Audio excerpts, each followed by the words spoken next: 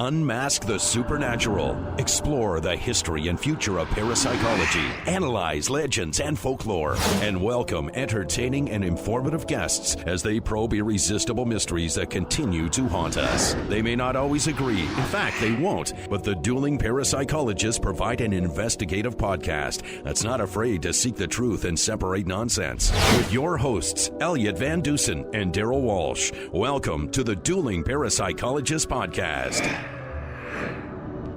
All right, welcome everybody. We're talking about today and actually the next episode, we'll be talking about a lot of stuff that we disagree on, really. And we'll be very much dueling parapsychologists, I think, in this. I think so. And so you asked for it online, and we're going to give it to you. And so anyway, it's at this moment, it is what the stuff that we believe or think or could be possibly true. Now, of course, 20 years from now, who knows? But, we can't think about that. We have to think about what right now is the real and the expected for people. So our first topic that we wanted to talk about was witchcraft. Witchcraft. So witchcraft, Darryl. Oh God, witchcraft! Poor witchcraft. It's had 1,000 years of, At first, it was just ignored. When Christianity came into, through the Middle Ages and into the later time over the thousands, 12, 13, 14, whatever, and it was fine. There was nothing wrong with it, right? And many of these women knew how to cure what we would call small things, like I say a rash or whatever. Using natural remedies. Exactly. And then, of course, there came a pope who decided he wanted to be a little bit more, keep people in line with the church. I'm Roman Catholic, but I do not believe in what he said. And then there came James II of Scotland, and James, who became James IV, I believe. And so anyway, he wrote, a long, whatever you want to call it, not the BS about witches. And then the Malleus Maleficarum by two monks came on saying how they were dangerous, how they were witches, how they were in league with Satan, they would kiss his ass, in this kind of thing. And it really got hysterical. It really got interesting because, these people got to interview suspected witches naked. So there was a little bit of sexuality in that, and maybe a little more than sexuality in that. And then, of course, they could steal the lands that were declared as, witchcraft, witches areas.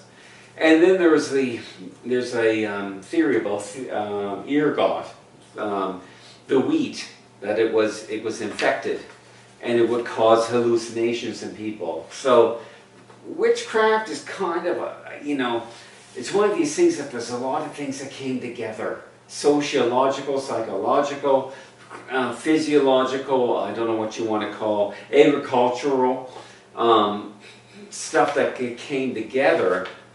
There was no witchcraft, period. There was no meeting with the devil and kissing his ass and all this kind of stuff. But it was interesting because these people didn't believe in Satan. Mm-hmm. So all of a sudden they're told they're going to hell and they believe in Satan.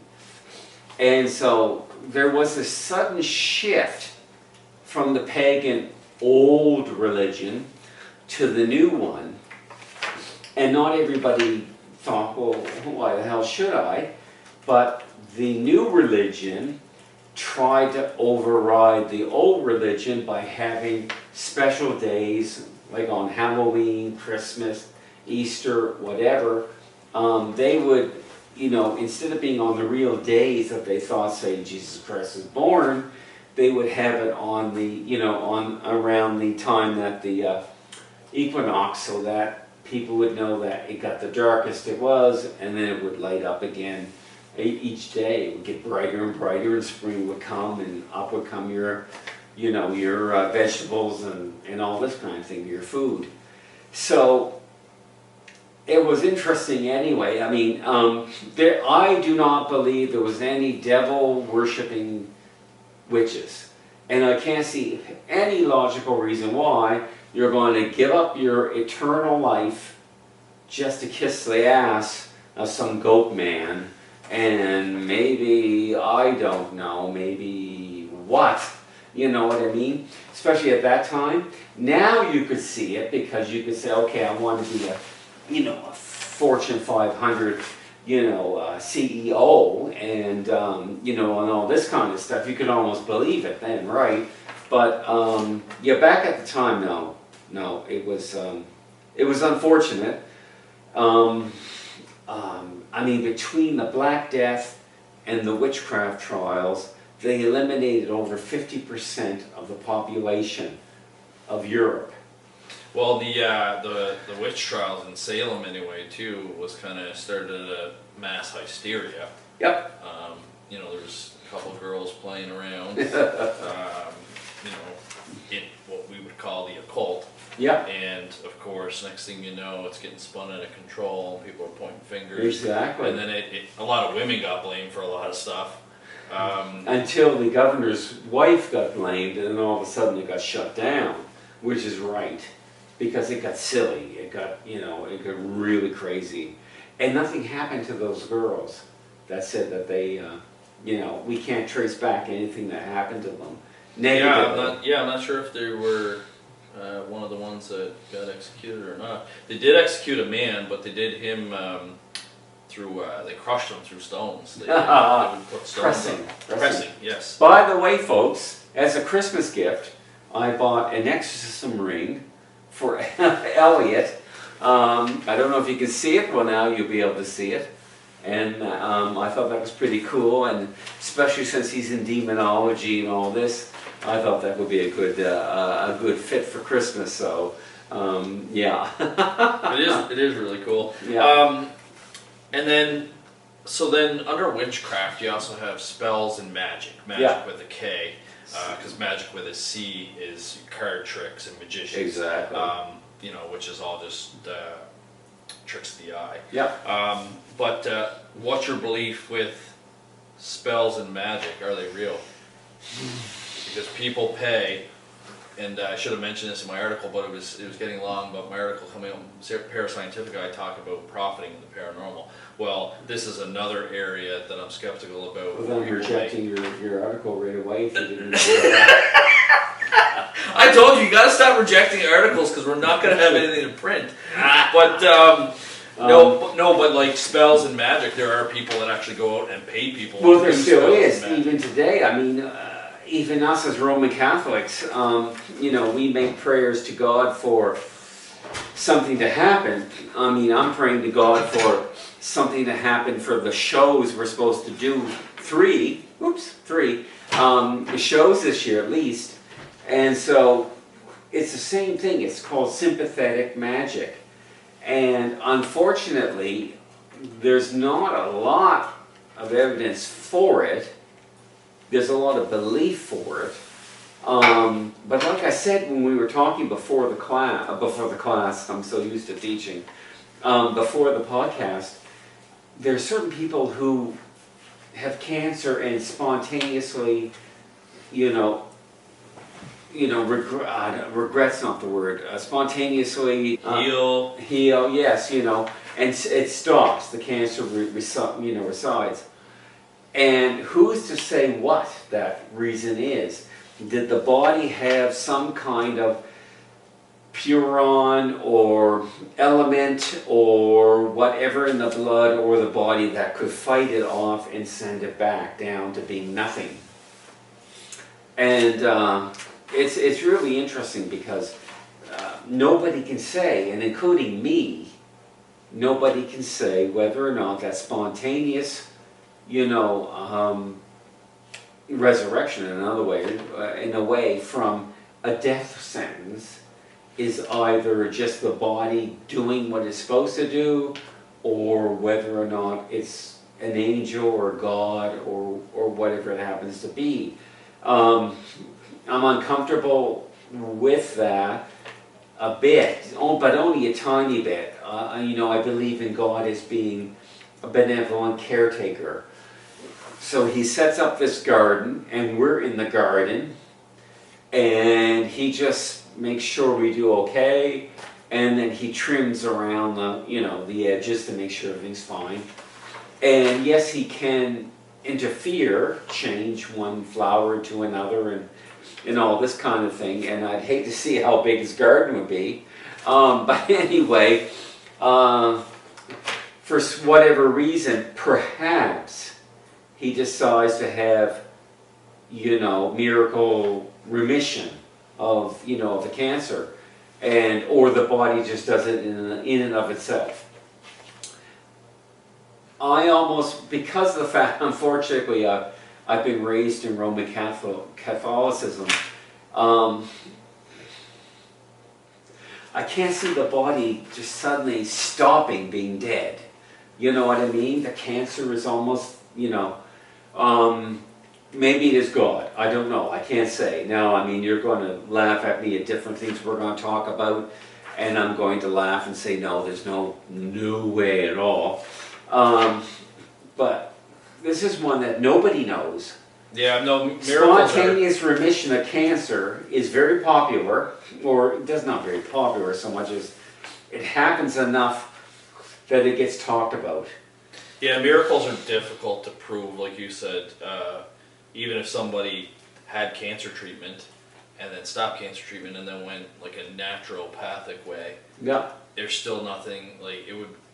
That the medicine and the chemotherapy and things like that the person had received, yeah, maybe it's had an effect on the body. Exactly. My mother, who got cancer, multiple myeloma in 2013, stage 4.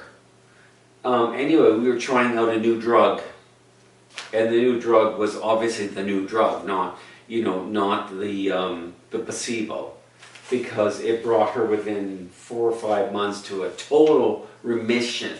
No sign of it. And the prions are nothing in the blood. Now, suppose she had also consulted a naturopath, or worse, a homeopath. Naturopath is okay. Homeopath should go to jail. Just my opinion. There's nothing to homeopath. Now, the problem is you have to make sure you differentiate between the two. So if she had gone to naturopath, who would have said that, oh, maybe it was the naturopath that did it, that brought her spontaneous remission. But it wasn't. Everybody knew that she was on the real drug, because there's no way that on placebo that the cancer disappears. It just doesn't work. That would be a miracle. Yeah, Amzen 7 something or other, and I wish I had it. I got it written down somewhere.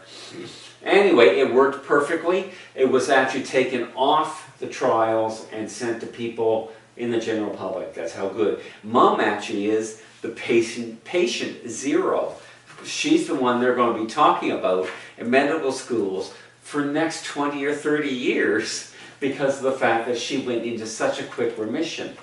And so, I said to her, I said, you're going to live on for, 20 years or so after your death because you're patient zero and you reacted in this way.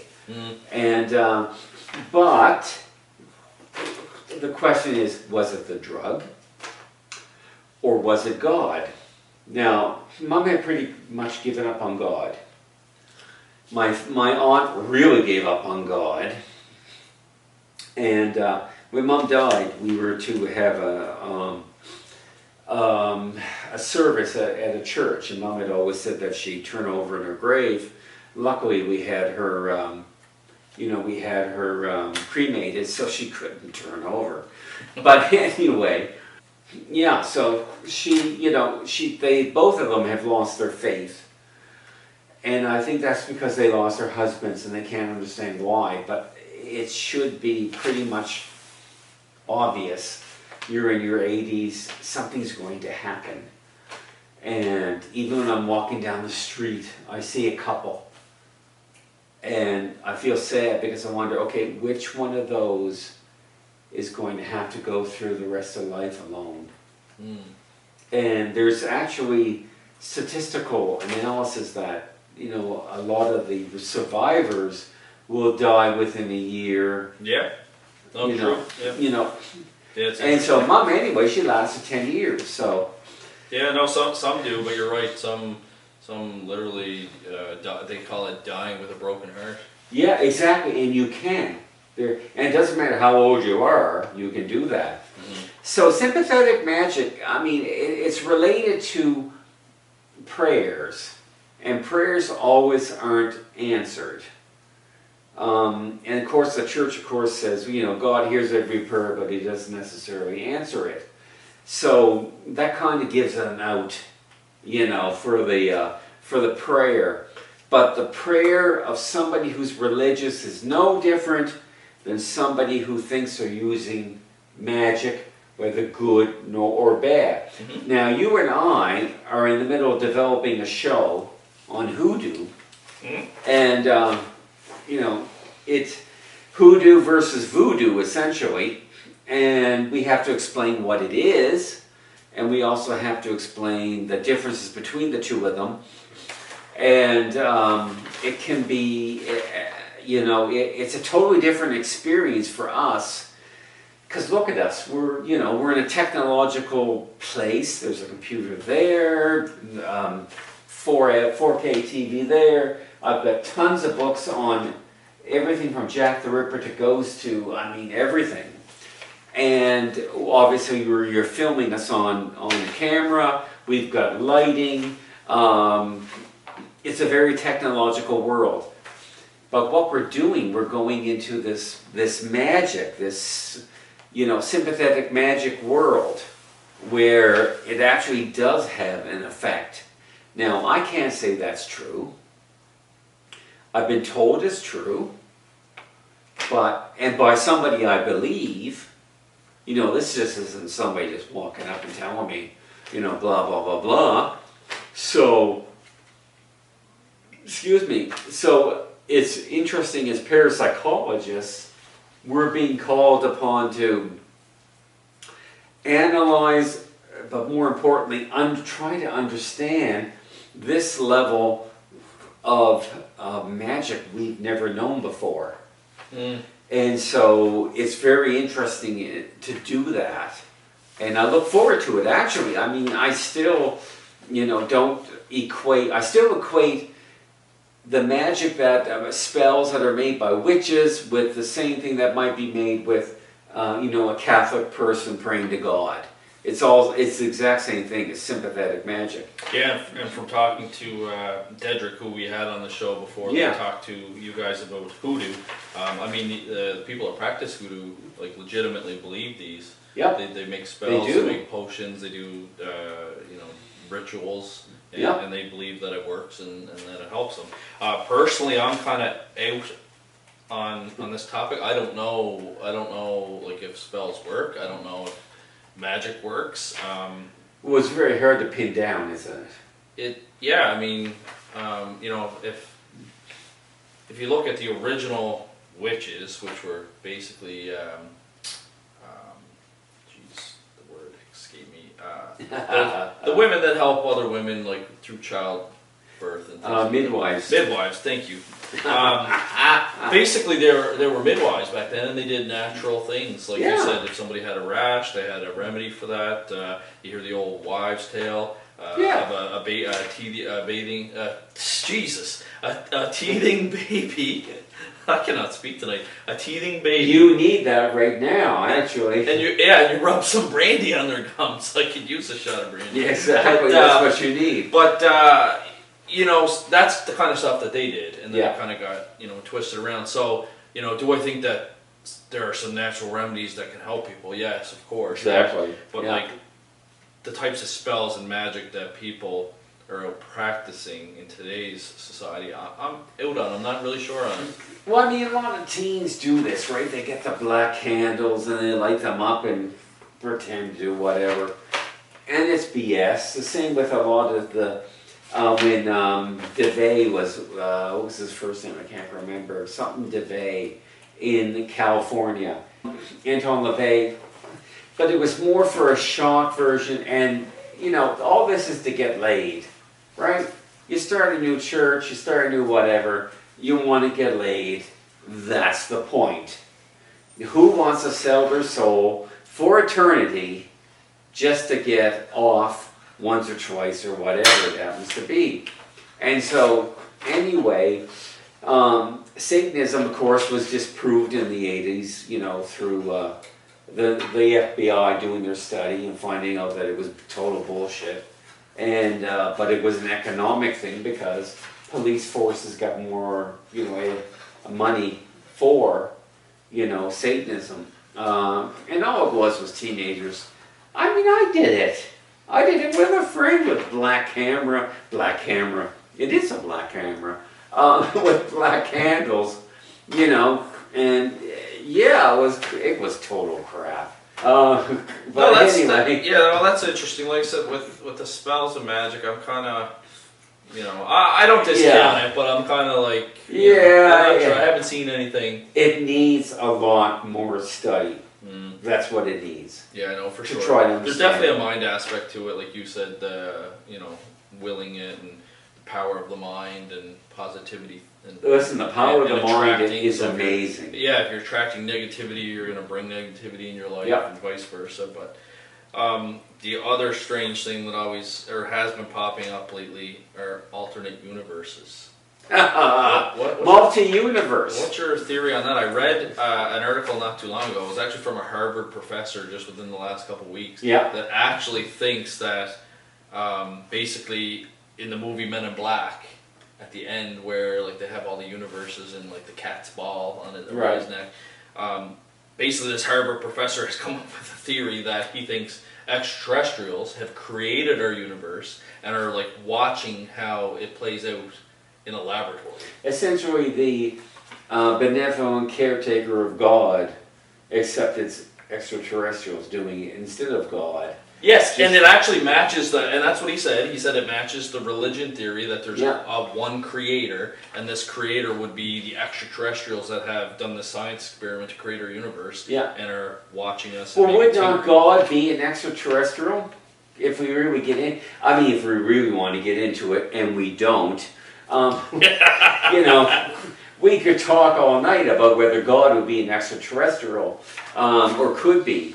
But I mean, he could be.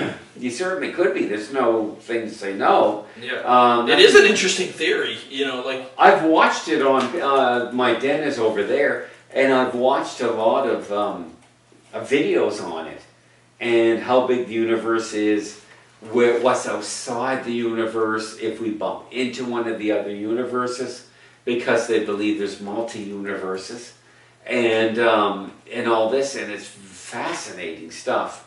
And see, the thing that blows, like, universe to me, well, growing up anyway, like, universe is like one all-encompassing, right? So this is what always blew my mind. But say this piece of paper here is our universe. Okay. Right? So something started here, the Big Bang. Yeah. Boom, she explodes. It starts expanding. And this is everything that's in here, all your galaxies, all your solar systems, everything is within the universe. Yeah. But the universe, they say, is still expanding. Yeah. So, like, what is it expanding into? Like, how can it go off this page and continue growing outward? Well, that's the problem they have, and that's why they create things called dark energy and dark matter, which they have absolutely no proof. Most of astronomy are proofs mathematically, not in reality. That is true. And you've got to understand that. So things like Schrodinger's cat are thought experiments and totally useless. About one thing knowing about what the other thing is doing and then switching over. I mean, so you have to be very understanding about astronomy. Is very, very, you know, in some days in the future, we're going to say, in its early salad days, you know, that we're just starting to understand and mathematically. And they use mathematical equations to do all this. And the problem is the universe is expanding when it should be starting to contract. And soon, what they expect to happen is that we will look out of our windows and see nothing because everything has expanded beyond our vision. That makes sense. Yeah, it can't come back far enough for us to see. So eventually, from our point of view, the universe will be black because it will have expanded beyond our understanding. I have read that theory. For sure. I've read the collapse theory as well, like what you talked about. I like the multi-universe thing, and I believe in the multi-universe thing in the sense that right now I have multiple possibilities. One is to go over there and have a piece of his pizza. One is to go to have that donut. That's about it right at the very moment. I can't think of anything else. In some thought experiments, both of those, as well as what we're doing right here, occur. So therefore, there's somebody who went and had the pizza and went on to do whatever. They probably came back here and did what we're doing right now. And that brings in time and everything. I think it's BS when they say that it's impossible for somebody to go back in time and kill their father. Because time is not linear, but it kind of is. So if in 1963, if I went back and shot my father, and he's dead, and I have not been born, the new timeline would begin. Okay? Because it changed instantly. So it would take a while before, 40 years, 50 years on, would figure out that something had changed. So there would be two things that could happen. One, I would blink out because I never existed. But it's too late because I shot my father. The other one would be the fact that I would just be lost in 1963 and, and have to live on again as an adult, unfortunately. So, the paradox of time and stuff like this, they think too much about it. I mean, obviously, if you change the line of a river, which is time, it doesn't matter what happens to you, whether you wink out or because you never existed, or you're lost in that time period. And so, this is fascinating stuff. I watch this on TV all the time. Oh, it is. No, it fascinates me too. It's really interesting. Do you think with the multi-universes, though, I've heard some people say, they think that there's multiple universes, and that we are in those multiple universes. So, Darryll could be in the next universe of me doing something else. Yes. Do you think that's... Eating his pizza, which I am dying to do because I'm starving, or going towards the donuts over there. So you do think that? I do believe, totally, 100%. Really? I do. I absolutely believe we have multiple universes, and it's like a tree, and the various decisions we make little twigs.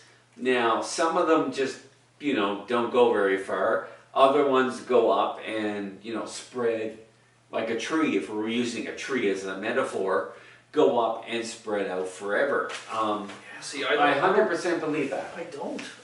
Why don't you believe that? I don't know, it just seems too science fiction for me. It just seems like, I think it's really cool, but speaking of alternate universes, you kind of touched on time travel, do you think that it's possible that one of these futuristic Darrylls in another universe can time travel to our location? Well, that would be a totally different aspect of physics, okay? First, they would be able to have to identify there's an alternate universe. Then they would have to discover how to teleport, enter that, exit their universe and enter the universe where I am actually eating pizza, let's say.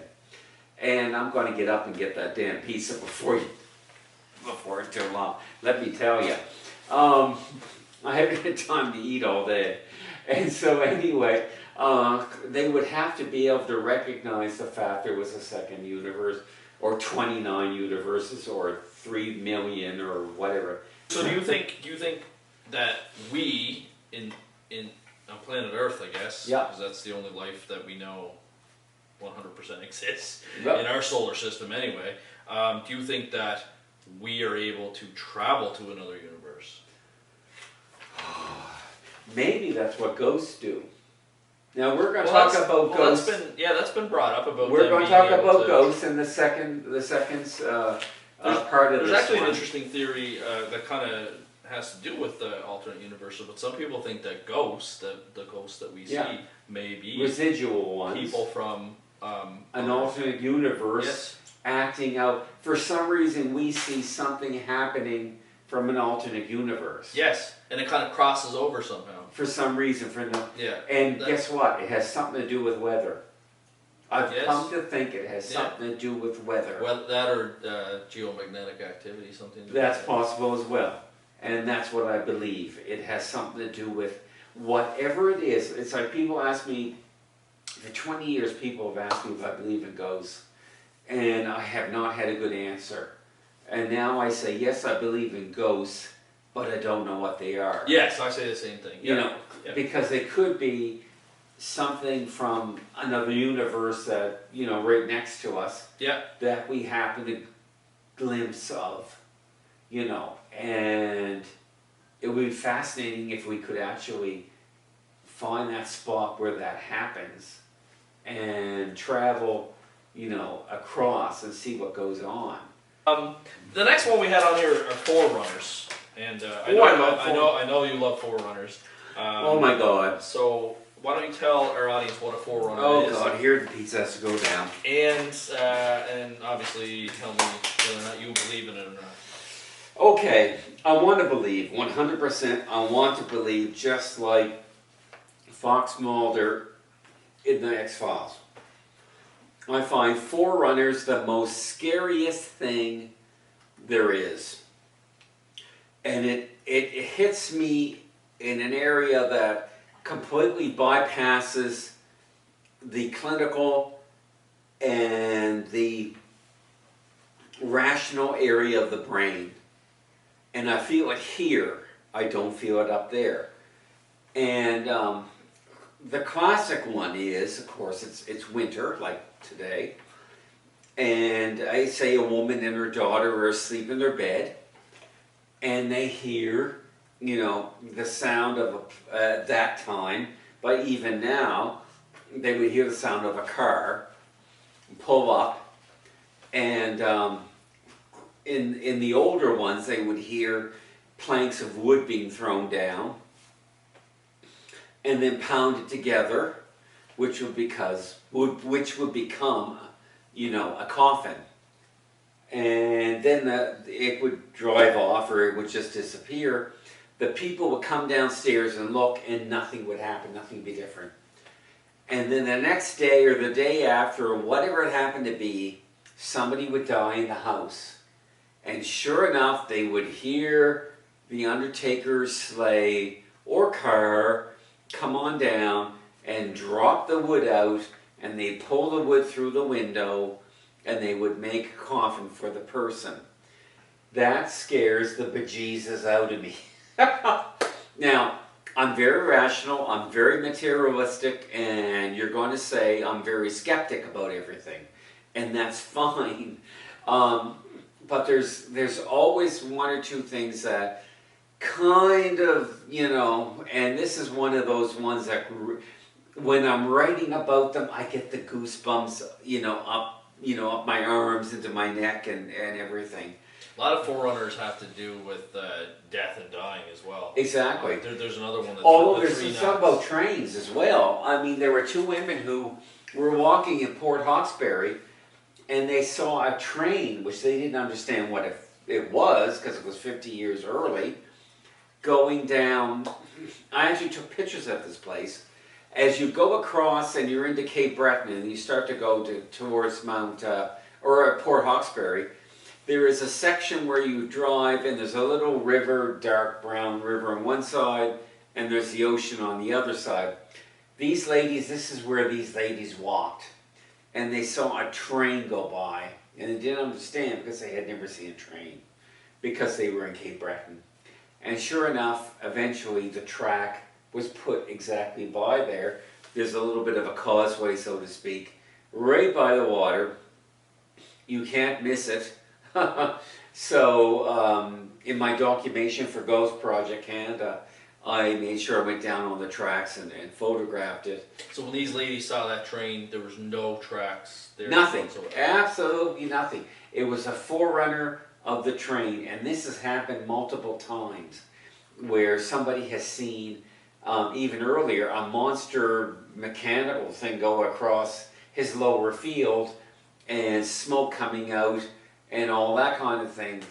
And 40 years later, the train goes through exactly in that spot, you know, and you know. That's an interesting one. I haven't heard the train one. The 3 knocks on a door, signifying that somebody is going to die, is another common forerunner. Very, very much so, yeah. Yeah, I believe in the forerunners. I would say I believe. Well, Einstein said that time is not linear. We create a linear time. I think we create time period, really, if you think Really, about it. exactly. I mean, if you look at, like, our planet, we use a 24-hour time. Yeah. If you skip just down the road to Mars, they're actually 24 and a half hours. Yeah. They actually have an extra half hour. I mean, time is just a concept that we've created. And as things change, so can time. Exactly. If the Earth starts slowing down, our time is going to change. Exactly. The time So as we know it is going to become different. we're creating it as it goes along. And so I think that's what Einstein was trying to tell us, was that time was not linear as on Earth at this moment, at the moment that he said it. And in a sense, he's true. The fascinating question is whether you can actually somehow access the future. And that's what we're going to talk about in the next episode, about psychics and this kind of thing, about whether or not they can, astrology and that, whether they can actually touch, understand, receive, you know, something from this future. Yeah, yeah. You know, that'll be an interesting episode. You'll definitely want to tune in for that one. Now you have training in this. I don't. But what's your belief on hypnosis? I have a degree in hypnosis.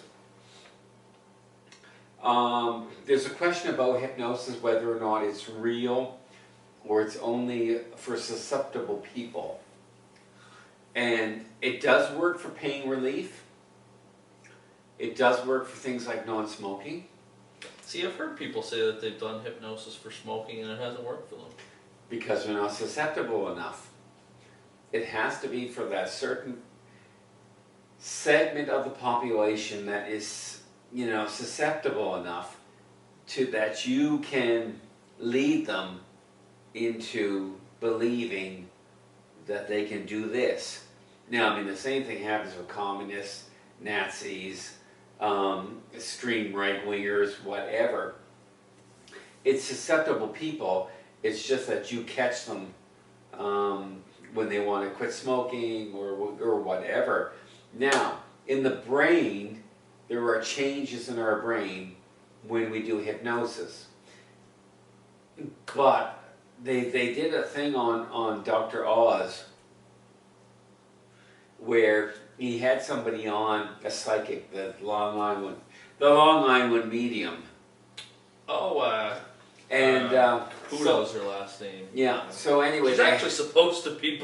I know you're not big on psychics and medium. She's actually supposed to be a decent medium. Actually, she is great. She's been tested and she is wonderful. Yeah. And she's still a fucking phony. But anyway, he had her on. I disagree with that. I think she's decent. Just because she's nice does not mean she's not a liar. I mean, it's just You know we'll what I save mean? our fight for about psychics for the next episode. But anyway, So yeah, hypnosis, you know, yeah, so like, they did, I've tried it once. It didn't work for me. they didn't. Same with me. They didn't work with me. But I do know, like for example, when I was doing my master's in counseling psychology, hypnosis falls under one of those techniques that you need to be careful with, because back in the 70s or 80s, there was that big spur of these sexual assaults that were coming out, and that's how it started. Anyway, and they found out that psychologists, psychiatrists were basically creating false memories through hypnosis, and I know that comes up a lot in alien abduction cases, because a lot of times abductees claim that they can't remember, they undergo hypnosis, next thing you know they're regurgitating some sort of story. So I don't know, to me, you from what I understand, you're saying hypnosis works for some people. Yeah. For some people that are susceptible. Susceptible people. Like me, Barney and Betty Hill. Barney didn't believe in that crap that his wife said. He never believed they saw a UFO. She was brought onto the spaceship and all that. It was the psychiatrist leading her on, and he never believed it. He never said anything about it. It was her who started the abduction, encounters of the fourth kind, and so and the doctor even the doctor thought, after giving her hypnosis, that this was a BS story. He didn't believe it either, but unfortunately, it got out into the popular, area, and people believed it, and now it's understood to be true, when actually it's really not. Interesting. See, I always look at the Betty and Barney Hill as one of the two more reliable alien abduction stories. The other one is the Travis Walton story. Oh God! And see, you don't buy Travis Walton's story either. Why not? I think it's a great story. I think that, obviously he's since profited from it now. But But at the time, all the boys took a polygraph. Only one of them tested. Oh, come on! Only one. You're of them, a cop. Only You know that polygraphs are shit. I would never take a polygraph myself. I tell my students, if you're ever asked to take a polygraph, say no. So do I. It's actually based on the polygraphist, who's the person that operates the polygraph. It's based on their scoring of the chart. Now it does. Is there another excuse to interview your subject? Physiology also plays a role in it. They do monitor your heart rate and pulse and all that stuff. Do what they do in Ocean's 11.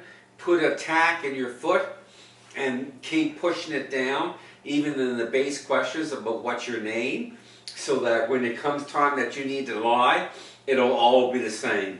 Well, yeah, I don't know if the technique really works, but I do know, you're right, there are some issues with the polygraph, which is why it's not, it's considered a tool, not 100%, and it can't be used as evidence in court. Problem is, it is. At the end of the polygraph, this is where they get you. At the end of the polygraph, when they tell you that you failed it, then they roll into an interrogation. And that's the whole reason. That interrogation is admissible. Yeah. Because through the jigs and the reels of your conversation with them, you will notice that they have read your charter rights. Yeah. And you've agreed that you understand them. Do your polygraph test. They come in, they tell you that you fail, if you failed. Yeah. And then they roll into an interrogation, and what you say in that interview, that's the whole point, is admissible. Is to be able to re-interview the people. Not that the polygraph has any particular, realism to it, but just the fact that it gives them the excuse to say, okay, you failed the polygraph. You failed on X, Y, and Z. Why is that? And I would counsel everybody, including my students, if they failed a polygraph, first, don't take a polygraph. And secondly, if you did, and you failed it, it's no big deal, because it's crap anyway. The only thing is, if you have, the only accurate part is if you have knowledge of the guilty incident. Now, you could have read that in a newspaper. You could have heard that in a corner store. You could have heard that from your brother-in-law who's a policeman, you know, like me, and stuff like that. So, guilty knowledge is not enough to support, obviously going to court. So if you did take a polygraph, don't bother, and you fail, just say, we're done here, I want my lawyer, and go. And No, I do agree. I do agree with that. But I mean, I don't know. I think like where Travis had the movie made, and now he's got book deals, and he travels all over the place. In fact, I was so disappointed. I guess he made it next door to us in New Brunswick. Oh, yeah. I didn't find out about it until the day he was speaking. Otherwise, I would have traveled there to listen to him. But I mean, how come the other guys haven't come forward yet, saying it's all bullshit? If he's profiting off of it. Why haven't they come forward to say it's not bullshit and profited from it? Well, Country boys. all they can say is that Country he boys. disappeared on the logging road. They really don't have, like, they can't verify anything else that Travis said. Just that he disappeared and reappeared. Who said he disappeared? They all. How many? What was there? 5 of them, including Travis. 5 nice buddies? And they were Mormon. 5, I think. And They were Mormon, were they? Okay. 5, and they all had the same story. A beam, there was an object, a beam of light came down through Travis several feet from where he was standing, and they got scared and left. Okay. The pictures makes Travis look quite cute, but that's about the only thing I find interesting in the whole damn thing. Really? You're not sold on that, or the Betty and Barney one? No, just the drawing. Because what about alien abduction in general? Do you think that? Flop. Do you think that? Do you think that there's really alien abductions? Listen, I'll say this once. Put down my pizza. Only thing I ate today. Okay. That's your theory on alien abduction. Why would they come down and abduct thousands of people? They need one male, one female, and they have our genetic code. Period, full stop, end of story. Now, let's say they're down here for something else. Let's say the conspiracy theory nuts of you that are watching this. And by the way, this is what I think about you. And so we do appreciate your viewership. Yeah, we appreciate anybody's viewership. And if you want to yell at us and send us $5, that's us. We're on Patreon. We don't mind a bit. We also are part of a non-profit paranormal organization that does fundraising as well. So if you feel like making a donation to us, please do, and then scream at us like we're fucking idiots if you want. And if you notice, I have room 237's key for The Shining. But you know what? If I went into the actual inn, which is in Colorado, where he made up the story, I would find about as much evidence for that as I would for alien abduction. So why do you think it's not real? Alien abduction died when Dr. John Mack and when Bud Hopkins died. Bud Hopkins was an artist. John Mack was a psychiatrist. They're going to be nuts in every job. So he unfortunately was a nut, and he would find he couldn't understand why everybody he talked to had a experience. It's like, well, if you're known to have to interview alien abductees, obviously people aren't going to come to you to clean their feet. Cut their toes and they've got whatever on their feet. So him and Bud bought into the whole thing. And unfortunately, they bought into a fantasy. I mean, some of it, they would be pulled out of the window in a beam of light, and the husband wouldn't see it, the neighbors wouldn't see it, the police wouldn't see it, nobody would see it. Yet there's this fucking huge, UFO at the, up there. I'm sorry. And a lot of stuff would happen to do with anal or nasal implants. Now, the anal, we can talk about the fact that obviously that related back to some negative anal thing that they had, whether as a child or as an adult. We can psychologically trace that back to that. As for the nasal implants, that's for the real woohoo. With the, I should actually be having a cap here that's all tin foil and a little thing like you do on one of the channels that I watch. And but anyway, yeah, you're not going to be, go to sleep, enjoy it. So do you think, obviously we talked about hypnosis and that has come up in alien abductions, false memories. Well, the problem with hypnosis is the fact that you can get anything out of it you want. Hypnosis is suggestibility.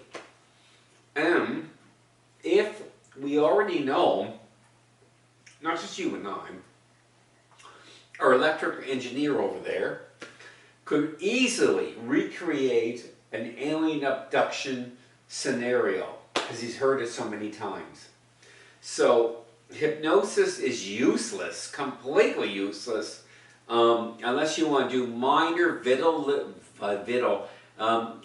things like stop smoking, etc.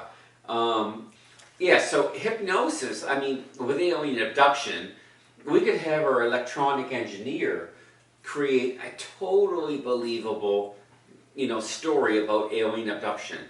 It is so well known that anybody could actually come up with that, and it's totally BS. So hypnosis can't be used except in exceptional cases with exceptional triggers and guards to make sure that it's not used in a susceptible way. That it's the person actually saying what happened and you're not leading them on. And that's hard to do. So what's your theory on people that are abductees but have not undergone any sort of hypnosis training on where they have come up with the story? I think that goes to the sexual aspects of some sort of underlying trauma. I think that's psychosexual, yes. Some sort of underlying trauma. Yeah, psychosexual. What about your belief in extraterrestrials just in general? Well, obviously there's other people in the universe. They showed a picture on my 42-inch TV in there, and they had, I said this is 42-inch, okay? There were two things that surprised me. One, the Earth was here. One, the moon was way over here. The moon is far, far, far, far away than we imagine. But anyway, they expanded it to the universe, to our galaxy. And they wanted to show how much we actually have, how much of our radio, although it's degraded over time, and how much we've actually looked at. So, if we imagine this as the, the universe we're in, help me here, what are we in? Yeah, the universe, or you mean the solar system? Solar system. No, the other thing we're in. Universe. Yeah, no. Galaxy. Galaxy, that's the word. So anyway, it's a Tuesday, don't ask me. So anyway, this is the square amount that we've actually looked at or anything has penetrated from the Earth. In an area that big, just of the galaxy we're in, not counting the billions of others. So, yes, there's other human, there have been, or not human, but there have been other alien races. Sometimes there's been alien life that might be similar to when the dinosaurs were wiped out, and so they just got whatever. And so anyway, which will be fascinating when we find those. But as to alien civilizations as we are, obviously we're too far away, and I'm sorry, the laws of physics just don't say that they can FTL, wind up the FTL drive and the Battlestar Galactica and show up here. Yeah, I know. God knows I'd love to have it, but anyway, I joined the crew. Yeah, but, I subscribe to that. I think, like you said, the galaxy and even the solar system. I mean, it takes 3 days just to get to the moon. Well, they think that there's actually a planet 10 and 11, and they think they're so far out. It takes like 500 years before it goes by close to the sun, and then keeps on going. Lots of exoplanets. But even to get to Mars, it takes 9 months on a rocket to get to Mars. So the fastest way is 9 months. So think of the distance there involved, and I mean, I think that there's other life out there, whether it's microbial or we'll find microbial. That goes without saying. Yeah, and we're going to find simple organisms. Okay? And there's certain things that they know, like the spiral type galaxies, which there are multiple. We're in a spiral galaxy, is one of the more common places where they think you will find life. Yeah. And obviously, you have to be in the habitable zone. If it's too cold, all the molecules stop moving, everything's frozen, you got a dead planet. If it's too close, you've got nothing but an inferno. Although they are looking at Venus now as possibly having some sort of microbe life there. Yes, they are. Yes. Which is interesting because here on Earth, if you look at the ocean, they found microbe life down by the volcanic events. So exactly. So I don't rule out extraterrestrial life. Are they coming to Earth though as gray aliens with big almond-shaped eyes and taking people? And yeah, I don't think so. That I'm not sure, but I would. I'm more skeptical of that. But is there other life out in the universe? There's certainly life of some form out in the universe. I do believe that too. Whether it's microbial to a mammal or to I'll say a person, just because of the fact that's my own area that I know. I can't conceive of a octopus type person, as an alien. But anyway, let's say it's an anthropomorphic alien. They certainly exist. And it's funny when they talk about the Fermi paradox and they talk about the Drake paradox and all this, and I'm looking at it, I'm saying you've got too many variables you don't know, so you can't use that formula at all.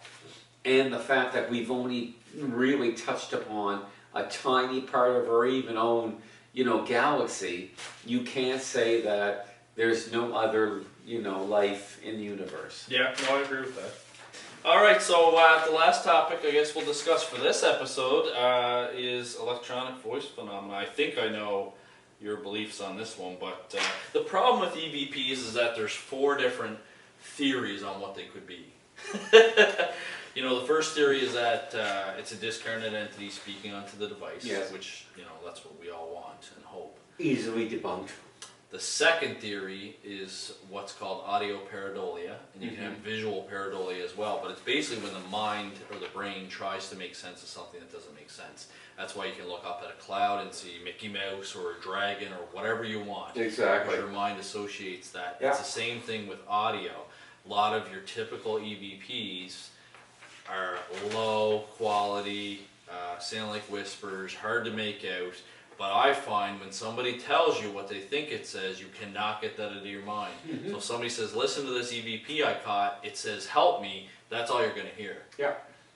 Even if it doesn't sound like that. Because the most EVPs that people send me, when they don't tell me what they think it is, I can't understand what it's saying. Unless it's very clear. There's the odd one that's very clear that it's like, I think it said help me, and then the person confirms it.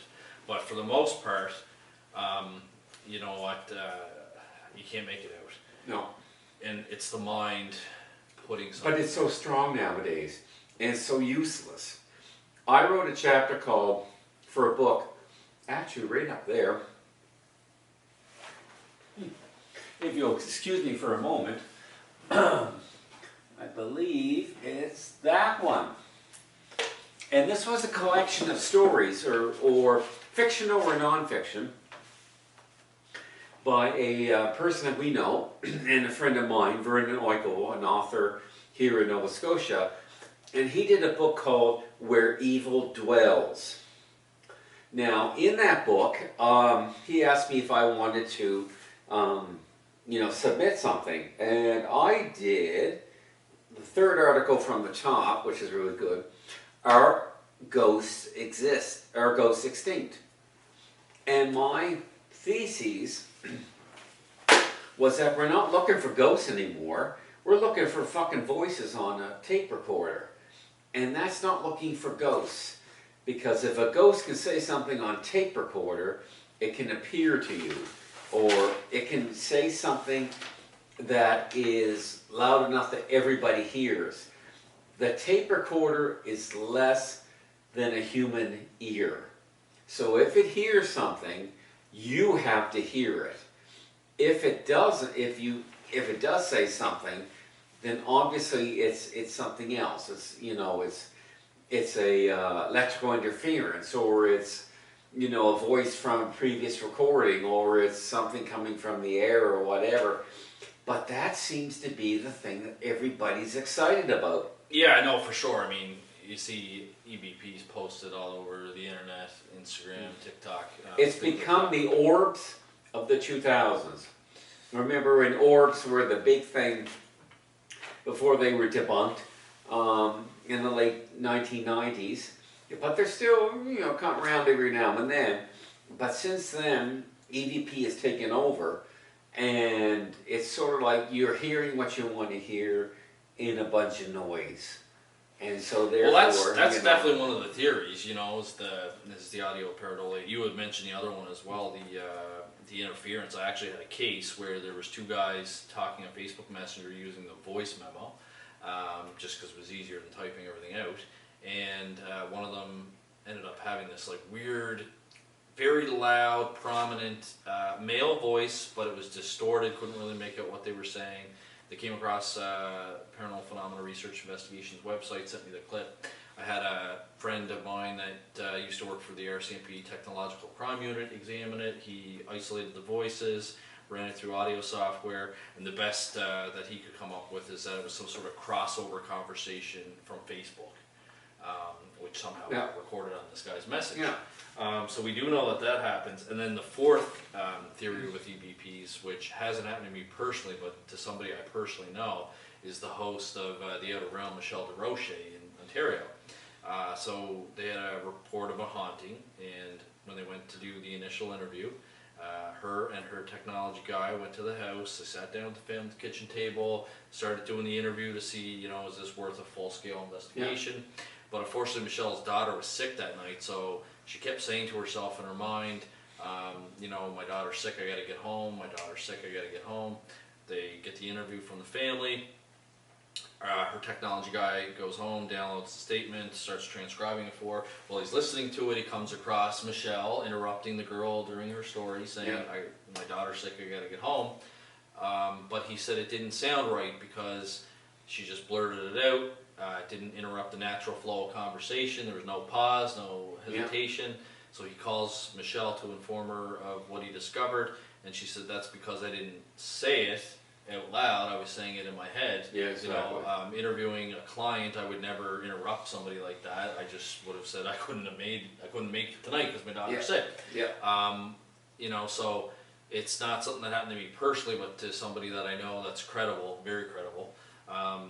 So we know that electronic voice phenomena can be caused by natural things such as, radio interference, audio pareidolia, and then you run into the two paranormal theories, which is it a discarnate entity or is it telepathy recorded on this device by somebody in the room? We do know that obviously electronic voice phenomena exists, but I guess the question with that is what is it? What is it exactly? It could be so many things that, it's totally useless as to proven the existence of a ghost, because even as you said, it could be a telepathic Communication. upon that's caught onto the film or onto the recorder. And like I said before, if the ghost is able to speak, then it shows up on a recorder, it shows up on your ear. Especially if you've got the headphones on and you've got the recorder in your whole, it's going to hear your ears. See, that's the one part about EVPs I think that you and I disagree upon, is that I think that some people, for whatever reason, maybe they don't hear it or they're caught up in the conversation, but I do think that things do get recorded on the audio recording that people don't hear at that time. But again, are they distracted though, or was it put on there? The interesting thing about a genuine EVP is that, and that's the reason why I purchased multiple recorders of the same brand, same make, same model from the same distributor for PPRI, is so that when we all come together to do our investigations, we have the same tape recorder. Exactly. But a true EVP, for whatever reason, will only show up on one device, not on both, which is also interesting. Are both devices very close together that they should pick up both the voices? Usually they are, yeah. So like I know one example that Lloyd Auerbach has taught is he was filming a TV series or show, and it might have been at the Borley Rectory, which is very known to be haunted. And there was a scream that got picked up on the camera, but not the audio recording. Okay. And none of them heard it. So they were filming, doing their thing, and then when it went to editing, there was a lady screaming on it, lightly, but you could hear the scream. And then when I checked all the other devices, the audio packs and all that stuff, nothing. Doing the thing. Yeah, which is interesting. I don't know why that is. Why, like you said, if there's a ghost yelling at these two devices on the table trying to communicate, how come they're both not picking it up? Exactly. I mean, that's the problem with, and I say this all the time, with parapsychology, that there's still so much that we don't understand. Yeah. Physically. Exactly. And just the other side, like until you go there or you die, you don't really know what the hell's going on. Exactly. So yeah, it can be very hard. I mean, I still think that EVP is what you want us to believe. What you want to believe in, and you hear what you want to hear. But so what bothers me most, and what I said in that book, is the fact that we don't go after physical manifestation of ghosts anymore. We just run around in dusty basements and have tape recorders and scream at ghosts to talk to us, and you get whatever you get. But that doesn't prove shit. Mm-hmm. I mean, you need to have visually, forget technology, you need to visually see somebody who can't possibly be there. And if we're lucky, we can see this person frequently and enough so that you can bring in your technology and see what's going on, if anything at all is going on in the our universe, our area. Excuse me. Because if we agree that the ghost is somehow from another dimension, and I'll use that just as a word, if there's able to do that, there has to be an escape of our environment into theirs, or theirs into ours, and that can be measured. So that's what we need. We don't need running around basements and all these old, abandoned hotels and prisons and everything. We just need to be able to see first, with our own eyes, something that can't possibly be there, and it has to happen on a regular basis so that you can then bring in, your So let me ask you this, because by you saying that has triggered a thought for me. The Westin. Oh, you and the Westin. What do you think about the Weston? Because the Weston. you had an apparitional experience there. Yeah. But so had the staff. Yeah. So that kind of leads that, this is something that happens frequently. Frequently, or somewhat yes. frequently. Yeah. So the Weston would be a perfect spot. It would be. It would be also very long term. And the Weston, I mean, we could promise like we'd only do it when it's not used. But it would be very long term because chasing paranormal events or ghosts is boring. If you're having fun, you're not doing it the right way, because it takes a lot of time, takes a lot of equipment, and it takes a lot of people, and they've got to be very dedicated to spending hours or days doing nothing but listening or watching video from this space. Mm-hmm. And Which so is what I'm about to go through this weekend with one of our other investigators. Don't forget your baby powder. No, we'll bring the baby powder, but we're going to do an investigation this weekend. It's a haunted Airbnb. Like you said, we'll be there for a night, maybe two. It's going to be lots of photographs, lots of audio, lots of video. That's going to be not just to do that for 1 or 2 days, but then it's the days afterwards, going through everything, analyzing everything. Exactly. And for the most part, I have the anticipation that nothing's going to happen. Exactly. Because we're there, like you said, for such a short period of time. Yeah. And things don't appear on demand. No, and that's the problem with apparitional and haunting investigations, is that they're spontaneous in nature. You never know when it's going to occur. Exactly. Like you had knowledge that the Atlantic room had a reported haunting in it, but when you walked through those doors, you didn't expect to see what you saw. No, I didn't know. So, I mean, it happened. It was very short. Unfortunately, you didn't have any equipment or cameras or anything with you. That would happen to have, or have to have, many times, before, did I see a one-off? Did I see just hallucinate, something, as I turned my head? I don't think I did.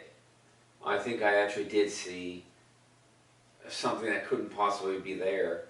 Duck underneath very quickly. We're talking a second and a half, 2 seconds to 2.5 seconds. And saw something which might have been a boy. That's what everybody thought it was. Go underneath one of the tables. And it was interesting because the part of me that, the scientific part of me, just did not accept that and said, what did you just actually see? But the scientific part of me also had the possibility that it was a ghost. I'm not one of those people that debunks everything and refuses to see it if it's standing right there in front of my head. In this case, it was. Yes. The story I was told was ridiculous. The boy bouncing the ball across, actually the living room, if we were to go to a wide view, a room that is at least double this size. And it was a ridiculous story. But anyway, you were busy talking about what you were talking about, and I just felt like going on, and I interviewed a few of the staff there and this kind of thing. Then I went back, and then I went into the Atlantic room because somebody had asked you about it. And I go in the Atlantic room, and I had the creepiest feeling. I've never had that feeling before. I'd have to try it out for infrasound and CO2 and electromagnetic. But I must say that, I was disturbed walking in, and I wanted to run out of that room. And I'm a rationalist, and I'm a materialist. I may believe there are such things as ghosts, or God, or whatever, but I haven't seen the proof of them yet.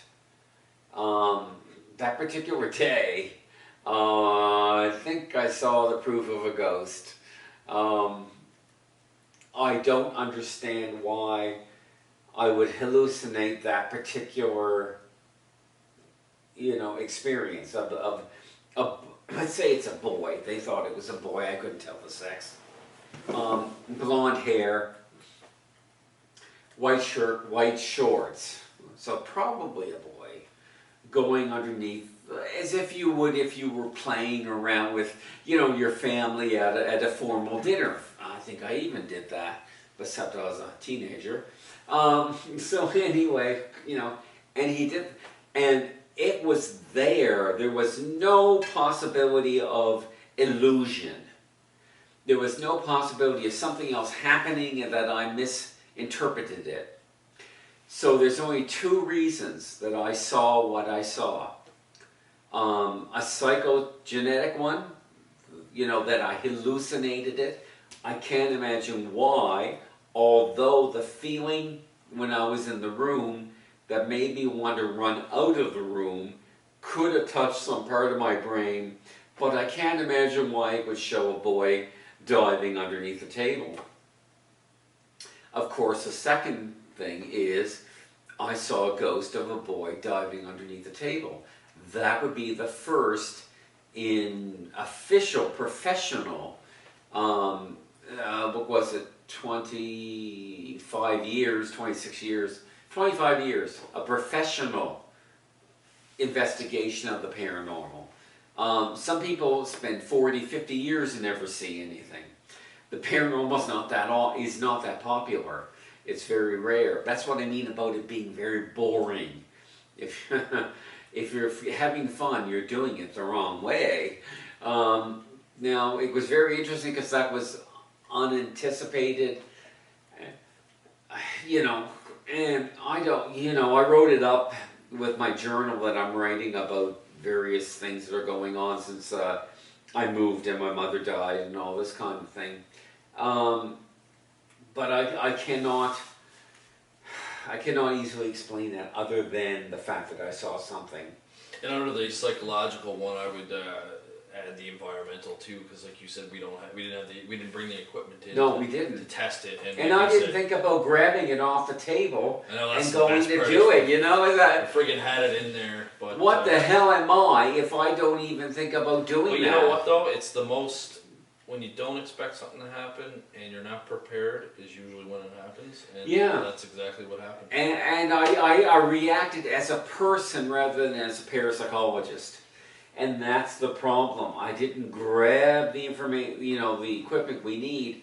Now, if we can get in there again and analyze, not look for the boy or anything like that, but just analyze what's going on in that environment. That would be valuable, yeah. Because... And like we said too, that's a problem with these cases is you can't replicate them in a lab. Like for example, like holding up an ESP card and getting someone to guess that, and they only have 5 out of 25 5 out of 25 cards is considered chance. Yeah. But in this case, maybe that night we were there, the air conditioning wasn't working properly, and it was giving off a certain amount of vibrations, like infrasound. Maybe they've had it fixed since then.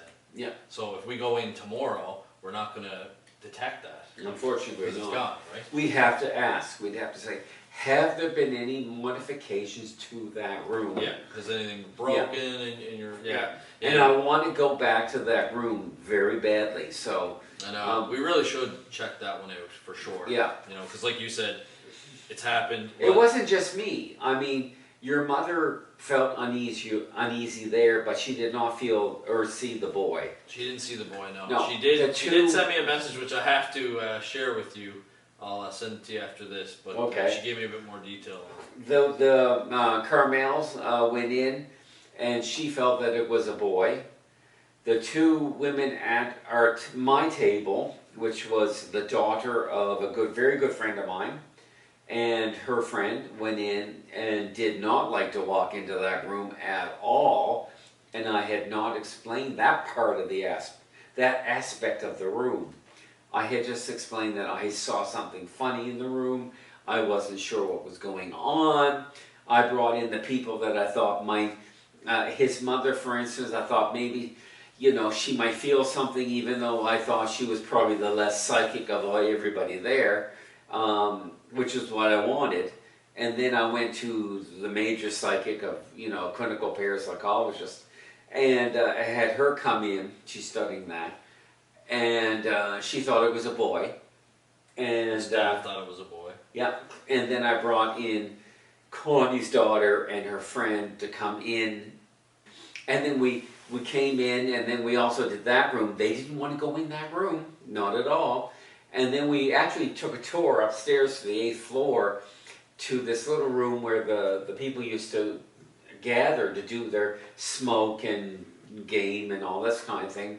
And it's a cool looking room. It's weird. Obviously, the hotel had looked like something differently at that time. And they stopped going there because they felt very funny there. So, yeah, the next podcast we're going to get into, more ghosts and the type of ghosts and the possibility of ghosts. Yeah, we never touched on that. We kind of And got that, and through PK and telepathy, which may be tied to ghosts, as well as the environmental things. Yeah, we'll get into. We'll talk a little bit about poltergeists too. Exactly. So yeah, we kind of got halfway through our list on this episode, but no, it was good. I mean, obviously, there's some things that we're on the same page. There's some things that we're not on the same page about. Definitely not. I mean, that's what makes us a good team, good partnership. Exactly. So. Anyway, thank you for dropping in. Yeah. Show up next week. We will be talking about ghost, poltergeist, psychokinesis, and telepathy. And we're going to also talk about how much they're related, if they are related. And so anyway, we'll find out exactly next week, won't we? We will. In the meantime, visit our website, ppri.net and ghostprojectcanada.com. There's some great material on there. Great resources. You can contact Darryl and I through there. As we mentioned earlier this evening, we do have a Patreon account. We're on all the major podcast platforms. I guess. Yes, exactly. So. We need your support. We were one of the 10 best according to one of the online magazines. And we want to continue to do that, and we can only do that with your support. So you got to click on the subscribe button if you're doing YouTube, and liking the video and everything. Yeah. So, give us a share too if you have other people on your friends list that are into this, and we also saw the poll that we put out to you guys as well. We know you're interested in hearing more about psychokinesis and ESP, so we're in the process of getting a special guest to come on. Hopefully, we're getting some very famous guests we hope to come on, which we'll talk about it. So yes, stay tuned, because we might have some very famous people on this show. We're hoping anyway, and I can't see any reason why they wouldn't. So I think it'll be very exciting if you stay tuned in. All right, until next time. Have a good one. The Dueling Parapsychologist Podcast, an educational and entertaining podcast with Canadian parapsychologists Elliott Van Dusen and Darryl Walsh. To reach out to the Dueling Parapsychologists, see our Facebook page, Twitter, and Instagram accounts, or email us directly at info@ppri.net.